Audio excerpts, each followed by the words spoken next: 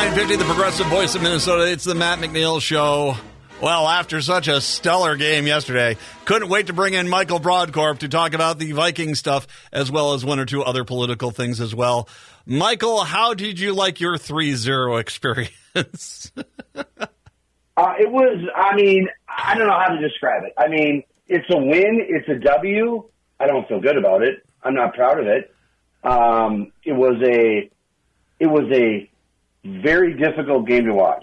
Very difficult game to watch. So I guess, look, Matt, as your Viking analyst, and I think you're this way too, we have to be glass half full. We got to win. We got to win. We got to win. We advanced down the line. That being said, it was one of the worst games I've ever seen. And I have to also say to you, my friend, is that I was at a game earlier this year. I was at the Bears game when the Vikings lost to the Bears on Monday Night Football. That was one of the worst games I've ever been at. There's just the last few Vikings games have not been pretty. One loss, one win. But boy, yesterday's game was something for the history books, and something for the history books. Were you looking at the crowd and saying, you're in the fourth quarter watching that game, and you're saying, you guys paid to be at this? Yes. Now, I've said to you before that part of the reason I don't go out of state to Vikings games is that I would probably get in jail because I have a big mouth. And I just, not because I would engage in any type of unsportsmanlike behavior, but I just got a big mouth, and I would like to cheer for the Vikings very aggressively. That being said, had I paid to go to Vegas, I would be furious. That game, on paper, sounds like a great idea. Fly to Vegas, go to the Vikings game. I got to tell you, that was a snooze fest. Oh, it was a rough game. I do like talking positives. Hands down, the Vikings might have the best defense in the NFL because you are correct, sir. And granted, the Raiders were playing with the quarterback who looked like the guy whose head exploded in the movie Scanners. I'm not sure who that guy was, but still, they just beat up the Raiders, and they did that.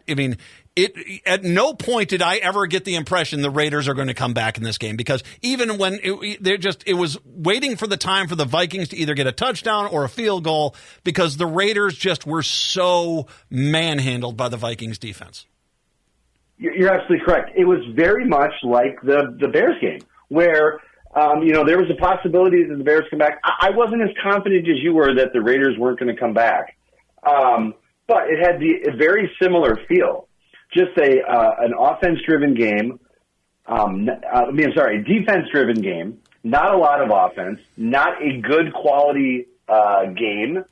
And, it was tough. Vikings got to figure out what they're going to do on an offense. But defensively, boy, I got to tell you something. Brian Flores is I hope we keep him around because from a numbers standpoint, he's doing just phenomenal work. And the other thing, Matt, I just want to keep going back to is I think it was very insightful what you said. You were the first person to discuss when we started doing these about the preseason game.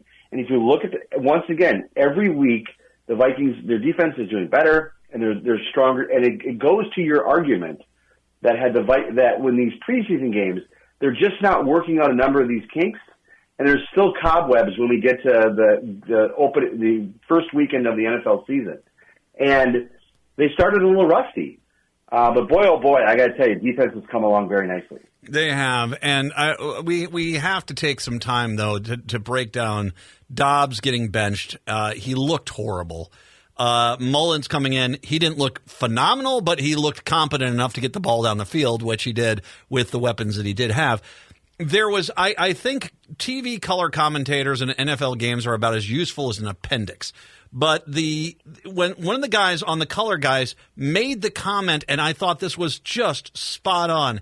It was when Mullins, I think he threw downfield to Hawkinson, and he said, they were doing the replay on the play, and the color guy said that's the moment Dobbs would have run from there because Dobbs was so terrified of the pocket collapsing all the time that he just didn't wait for his receivers to get open, and so everything became a scramble.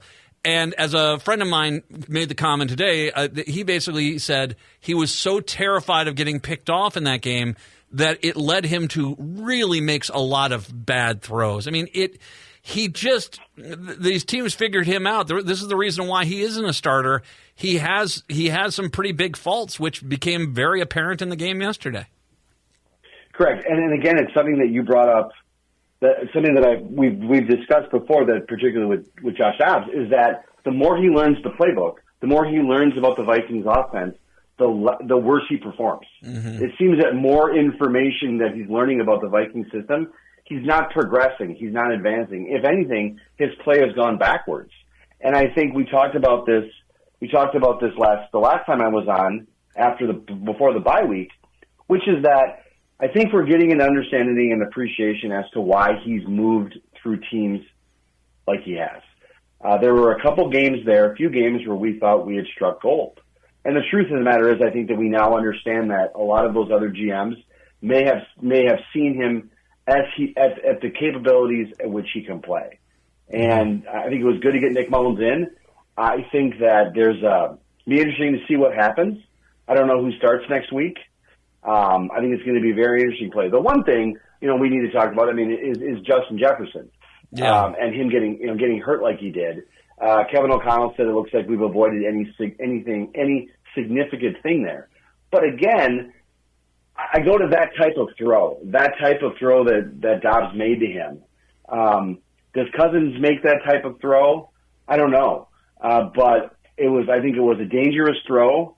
We're very, very lucky that Justin Jefferson is not hurt more, or not more seriously hurt. Mm-hmm. But boy, these quarterbacks that we have right now are just not getting us to the position where we need to be, and we can't expect to win games on defense alone. Dobbs, for me, it was that last throw. It was a lateral pass. It was 3rd and 10 or something like that. And so once again, you're doing a lateral pass and hoping the Vegas defense doesn't, allows the receiver to go 10 yards, which is not a really good solid play. But the receiver never even got the ball. Dobbs threw that ball 10 feet over his head, just to the side. And I said, this guy is unraveling. It does not surprise me that after that was the end of him. I just don't see how you can put Dobbs back into this game. I think Mullins, once again, not spectacular, not great, but at least he knew how to stay in the pocket, and he knew to wait for his weapons to get open, and was throwing the ball 10, 12, 15, 20 yards downfield, which is, that's how this team is designed to move down the field, not just, 6-yard plays here and there. You got to get it downfield to open up the defense that you're playing against. And Mullins, although not spectacular, he was just adequate enough to us to get the one field goal. I think that's a good way of referring it. He's adequate enough to get us that one field goal, which we needed. Yeah. Again, there's a lot of discussions I think people have had over the years about, offense wins game or defense wins game. I think you got to have a good combination of both. Right now, the Vikings have a solid defense, but they have no offense.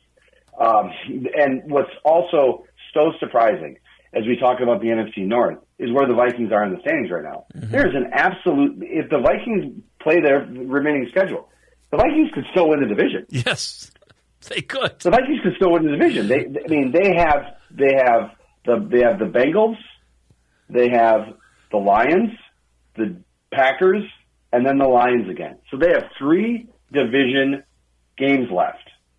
They are 1 game ahead of the Packers. They are 2 games behind the Lions. If the Vikings win their schedule outright, Lions lose theirs, Vikings win the division. Yeah. There's also a scenario by which if the Packers win out their schedule and the Vikings lose theirs, Packers could win the division. Packers could.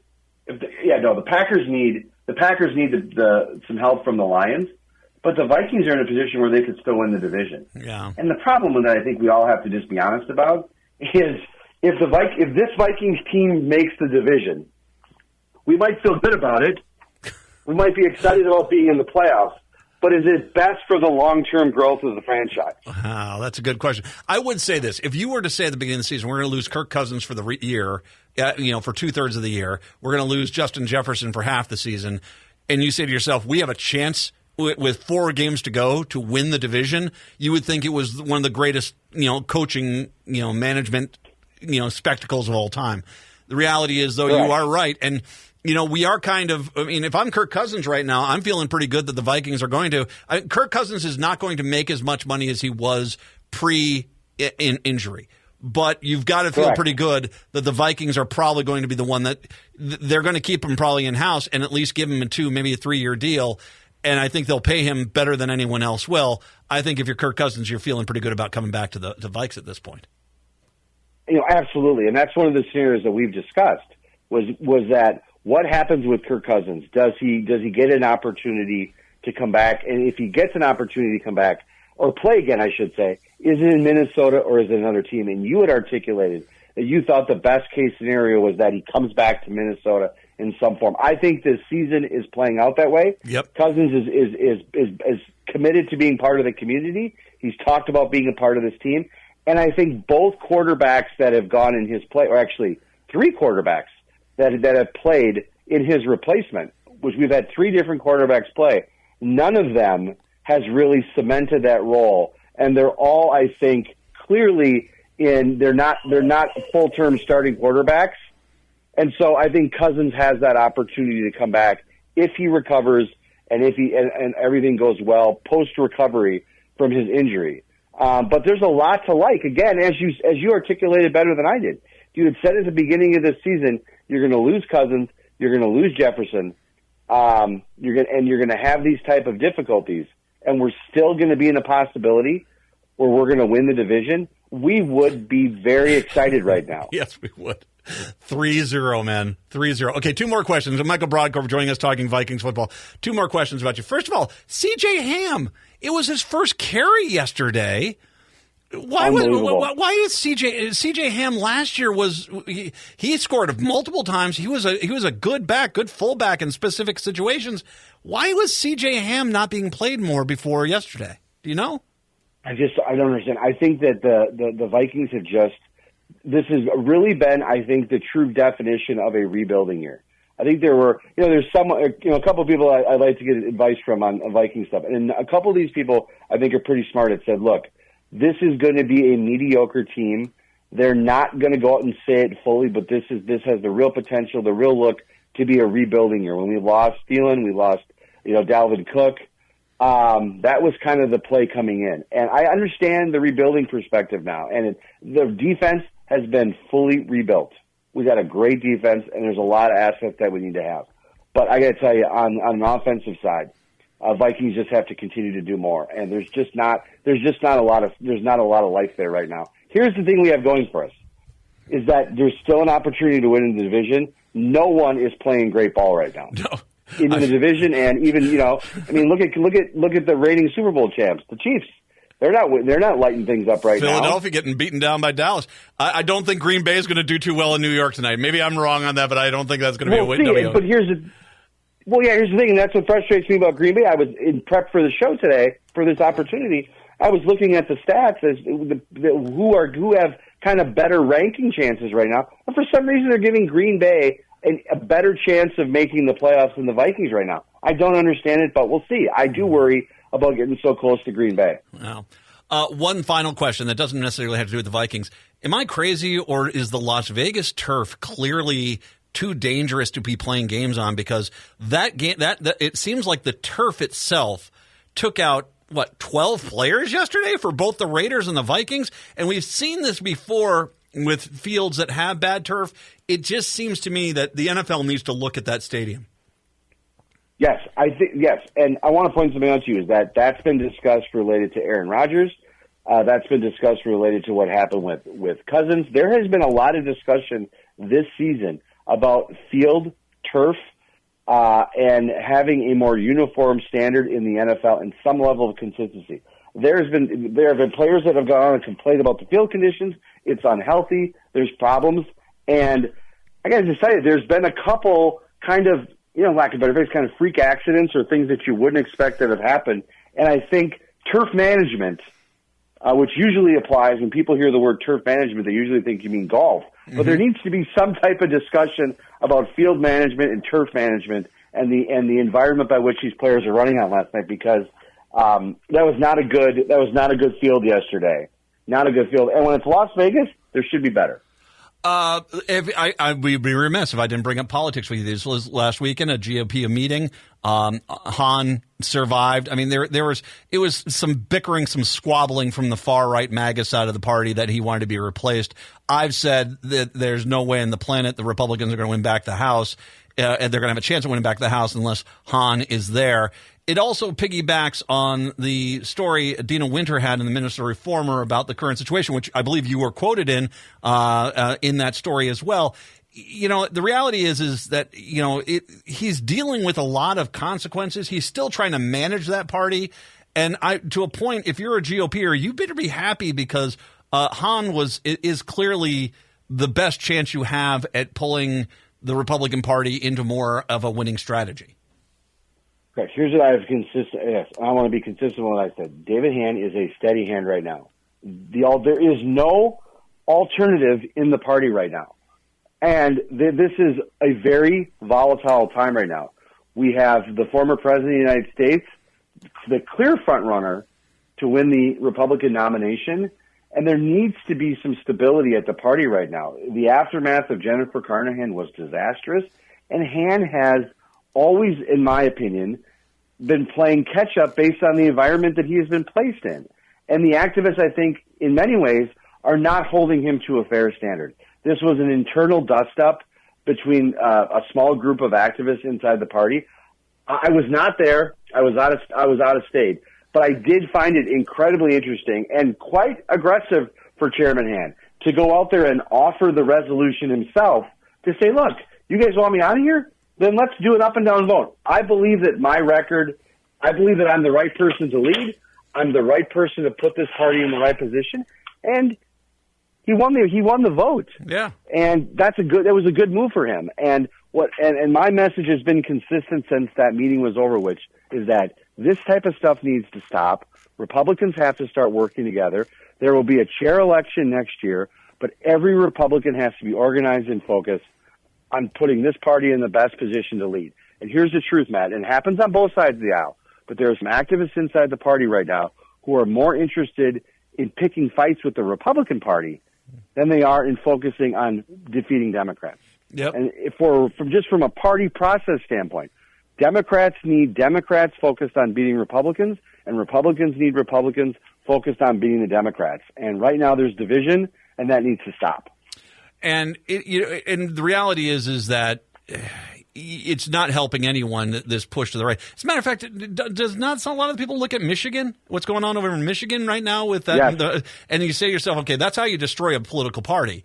And they're in a mess in Michigan with the far right taking over that party and the leadership. You know, that's not going to, you're not going to ever get a winning strategy to come back from being down when you have basically people who are more concerned about their Twitter trolls liking what they're saying as opposed to what's actually going to win. Oh, Matt, you're actually spot on. To tie the two subjects together, Michigan's football is terrible right now with the Detroit Lions. They're creating problems for us. We need that to stop. And the Republican Party of Michigan needs to clean up their act. So they need help in a variety of ways. Well done. Well done. I'm going to get a round of applause for Michael to be able to pull those two together. A little football, a little politics. Next week, I'm a little concerned about this Bengals game. We will talk after the Bengals game next week.